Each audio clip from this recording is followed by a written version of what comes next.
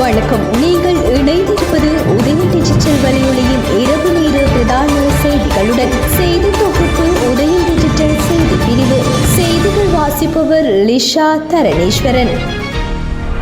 அலங்கார கந்தன் என போற்றப்படும் வரலாற்று சிறப்புமிக்க நல்லூர் கந்த சுவாமி ஆலய வருடாந்த மகோற்சவ பெருந்திர விழாவின் தேர் திருவிழா இன்று காலை மிகவும் பக்தி பூர்வமாக இடம்பெற்றது. காலை 6 மணியளவில் காலை சந்தி பூசை வழிபாடுகளை தொடர்ந்து காலை 6:15 மணியளவில் வசந்த மண்டப பூசை மற்றும் கொடித்தம்பு பூசை வழிபாடுகள் இடம்பெற்று அதனைத் தொடர்ந்து நல்லூர் கந்தன் ஆலயத்தில் வீற்றிருக்கும் ஆறுமுக பெருமாள் உள்வேதியில் திருநடனத்துடன் எழுந்தருளி உலா வந்ததை அடுத்து காலை 7 மணியளவில் ஆறுமுக பெருமான் அழகிய சித்திர தேரில் ஆரோகணம் செய்து அடியவர்களின் அரோகரா கோஷ முழக்கங்களுக்கு மத்தியில் ஆலயத்தின் பெருவீதியில் அருட்காட்சி அளித்து 8:30 மணிக்கு இருப்பிடத்தை அடைந்த தேர் காலை 9:15 மணியளவில் ஆறுமுக பெருமானுக்கு பச்சை சாத்தி பூஜை வழிபாடுகள் இடம்பெற்று 10:30 மணிக்கு ஆறுமுக பெருமான் ஆலயத்திற்கு சென்றார். திடீர் சுகவீனம் ஏற்பட்டு சுவாசிக்க சிரமப்பட்ட யுவதி ஒருவர் மேலதிக சிகிச்சையின் போது உயிரிழந்துள்ளார். இரணைப்பாளை 5ஆம் வட்டாரத்தை சேர்ந்த 28 வயதுடைய ஜே டிலக்சனா என்ற யுவதிக்கு இவ்வாறு உயிரிழந்தவராவார். வாத நோய் காரணமாக அந்த யுவதி பாதிக்கப்பட்டிருந்துள்ளார். இதற்காக யாழ்ப்பாணம் போதனா மருத்துவமனையில் சிகிச்சை பெற்று வந்த நிலையிலேயே திடீர் சுகவீனம் ஏற்பட்டு மூச்செடுக்க சிரமப்பட்டு உயிரிழந்துள்ளார். இறப்பு விசாரணைகளை யாழ்ப்பாணம் போதனா மருத்துவமனையின் திடீர் இரவு விசாரணை அதிகாரி நமசிவாயம் பிரேம்குமார் மேற்கொண்டார்.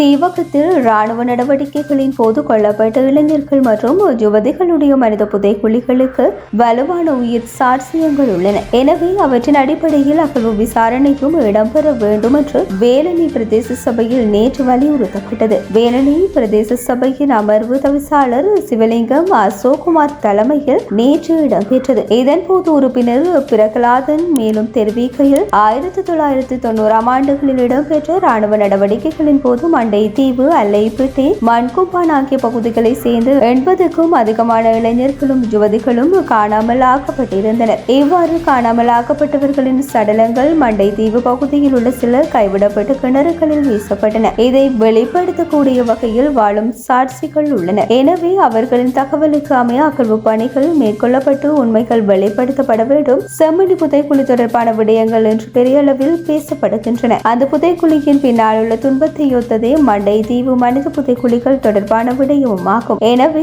அரசியலுக்கு அப்பாற்பட்டு உண்மைகளை நாங்கள் வெளிக்கொண்டு வர வேண்டும் என்றார். இதையடுத்து உரிய ஆதாரங்கள் திரட்டப்பட்டு கனதியான அறிக்கையொன்றை துறைசார் தரப்புகளுக்கு அனுப்புவதற்கு நடவடிக்கை எடுப்பது என தீர்மானிக்கப்பட்டது என்றார். தபால் ஊழியர்கள் தங்கள் கோரிக்கைகளுக்கு தீர்வு காண கோரி இன்றும் 4வது நாளாக வேலை நிறுத்த போராட்டத்தில் ஈடுபட்டுள்ளனர். 19 கோரிக்கைகளை முன்வைத்து நாட்டின் அனைத்து தபால் நிலையங்களிலும் தபால் தொழிற்சங்கங்கள் 17ஆம் திகதி நள்ளிரவு முதல் வேலை நிறுத்த போராட்டத்தை முன்னெடுத்துள்ளனர். இந்த நிலையில் தபால் மூலம் சேவைகளை பெற வந்த மக்களும் வேலை நிறுத்தம் காரணமாக கடுமையான சிரமங்களை எதிர்கொண்டுள்ளனர். எனினும் தங்கள் கோரிக்கைகளை பற்றி விவாதிக்க கலந்துரையாடலுக்கு வாய்ப்பு வழங்காமையால் இன்றும் வேலை நிறுத்த தொடரப்போவதாக தபால் தொழிற்சங்கங்கள் தெரிவிக்கின்றன. எவ்வாறாயினும் வேலை நிறுத்தத்தில் ஈடுபட்டு பணிக்கு திரும்பாத தபால் ஊழியர்கள் மீது நடவடிக்கை எடுக்க தயாராகி வருவதாக தபால் திணைக்களம் தெரிவித்துள்ளது. சுகாதார மற்றும் ஊடக அமைச்சகத்திற்கு தகவல் தெரிவிக்கப்பட்டு நடவடிக்கை எடுக்கப்படும் என்று தபால் மாதிபர் ருவான் சத்குமார தெரிவித்தார். விடுமுறை நாட்களும் ரத்து செய்யப்பட்ட பின்னணியில் தபால் ஊழியர்கள் இந்த வேலை நிறுத்தத்தில் ஈடுபட்டுள்ளனர் என்பதும் குறிப்பிடத்தக்கது. பதிவு செய்யப்படாத தனியார் மருந்தகங்களை பதிவு செய்வதற்கு அவற்றில் பணியாற்றும் தகமையுள்ள மருந்தாளர்களை பதிவு செய்வதற்கும் வாய்ப்புகள் வழங்கப்பட்டுள்ளதாக சுகாதார மற்றும் ஊடகத்துறை அமைச்சர் நலிந்த ஜாதிஸ் நாடாளுமன்றத்தில் தெரிவித்துள்ளார். தேசிய மருந்துகள் ஒழுங்குபடுத்தும் அதிகார சபையில் இந்த பதிவுகள் இடம்பெற வேண்டும். கடந்த 2015ஆம் ஆண்டு நிறைவேற்றப்பட்டுள்ள தேசிய மருந்துகள் ஒழுங்குபடுத்தும் அதிகார சபை சட்டத்திற்கு காணப்படும் பரிந்துரைகளை முழுமையாக நடைமுறைப்படுத்தியதன் மூலம் இந்த தனியார் மருந்தகங்களை குற்றங்களையும் பதிவு செய்வதற்கு வாய்ப்புகள் கிடைத்துள்ளதாகவும் அவர் சபையில் தெரிவித்தார். நாடாளுமன்றத்தில் ராமநாதன் அர்ச்சனா எம்பி எழுப்பிய கேள்விக்கு பதில் அளிக்கும் போதே அமைச்சர் இவ்வாறு தெரிவித்தார். தேசிய மருந்துகள் ஒழுங்குபடுத்தல் அதிகார சபை சட்டம் கடந்த 10 வருடங்களாக நடைமுறையில் இருக்கவில்லை. தற்போது அந்த சட்டத்திற்கு இணங்கவே அதிகார சபையின் நடவடிக்கைகள் இடம்பெற்று வருகின்றன. தகமைகளை உறுதி செய்யாத தனியார் மருந்தகங்கள் சுற்றி வளைக்கப்பட்டு சட்ட நடவடிக்கை எடுக்கப்படும் என்றும் அவர் மேலும் தெரிவித்தார்.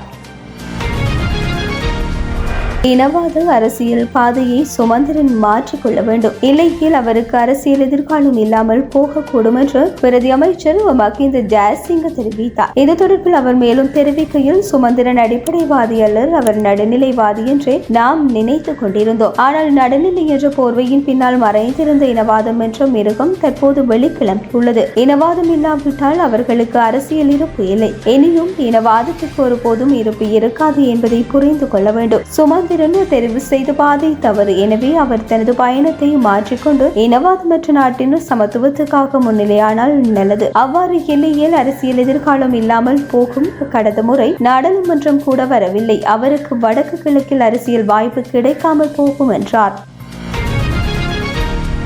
குடிவரவு மற்றும் குடியகல்வு சட்டத்தின் கீழ் குற்றச்சாட்டுகளை எதிர்கொண்டுள்ள முன்னாள் ராஜாங்க அமைச்சர் டயானா கமகே விசாரணைக்கு முன்னிலையாக தவறியதை அடுத்து அவரை கைது செய்ய கொழும்பு நீதிவான் நீதிமன்றம் பிடியாணை பிறப்பித்துள்ளது. இந்த வழக்கு இன்று கொழும்பு தலைமை நீதிவான் தனுஜா லக்மாலி ஜெயதுங்க முன்னிலையில் விசாரணைக்கு எடுத்துக் கொள்ளப்பட்டது. இதன்போது பிரதிவாதி நீதிமன்றத்தில் முன்னிலையாக தவறியதால் இந்த பிடியாணை உத்தரவு பிறப்பிக்கப்பட்டது. பிரதிவாதியான டயானா கமகேயின் பிணையாளர்களுக்கு அழைப்பாணை அனுப்பவும் விடப்பட்டமை குறிப்பிடத்தக்கது.